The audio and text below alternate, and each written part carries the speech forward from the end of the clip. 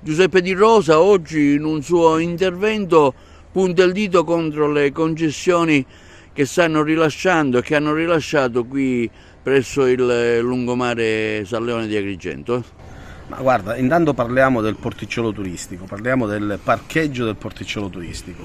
È un'area demaniale, il comune dà il suo nulla osta, gli altri uffici, compresa la soprintendenza, dovrebbero dare il nulla osta. Abbiamo chiesto l'accesso agli atti su tutta la complessa situazione che sta creando. Non è possibile che si possano concedere in un'area demaniale decine di concessioni. Oltretutto le concessioni in quell'area sono stagionali per strutture amovibili e leggere. Qua abbiamo visto iniziare a crescere purtroppo nuovi locali, non sono più stagionali, sono annuali, in acciaio, cemento e altre materie edilizie. Non è possibile, assolutamente no. Oltretutto non è mai uscito un bando. Vogliamo capire, perché abbiamo richieste di altri giovani, vogliamo capire come vengono assegnate queste concessioni, a che titolo vengono assegnate e perché no eventualmente esporre un bando al quale possa partecipare chiunque ne è interessato. Vogliamo capirci, ma già noi sappiamo dove andremo a finire. Questo è il classico voto di scambio ad Agrigento, non possiamo nasconderlo. Ormai da un quadriennio ad Agrigento si è aperto tutto, cantieri a volontà, concessioni a volontà. Non è possibile che si sia tornati indietro di 40 anni calpestando le leggi, così come si è fatto con Villa del Sole. L'altro giorno era nata, e mi riallaccio a una discussione, era nata una mini polemica perché io ho voluto lanciare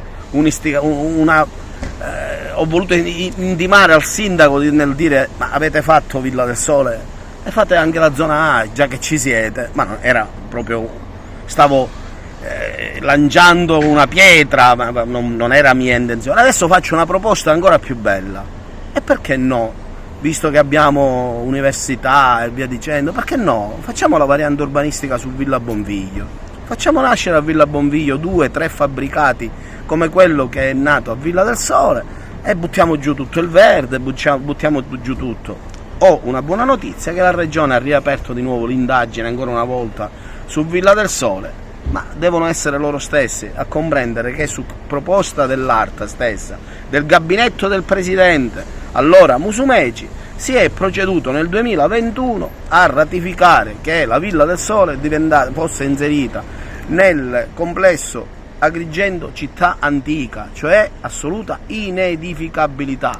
Non comprendo ancora come il Consiglio Comunale, lo stesso Consiglio Comunale che ieri ha gioito per avere votato un atto di indirizzo, cioè l'atto di indirizzo è carta straccia. Parliamo dei parcheggi. Ci stavo arrivando, è carta straccia. Sui parcheggi si vota un atto di indirizzo, mentre non si vota una delibera consiliare. Devono imporre all'amministrazione di ritirare quella porcata di c'è già la delibera per la concessione di un project financing che comunque dovrebbe andare in gara, che comunque non è previsto assolutamente nei piani urbanistici agrigentini, e che in ogni caso questa amministrazione sta mostrando di continuare a calpestare il tutto. Torno alla situazione porticciolo turistico.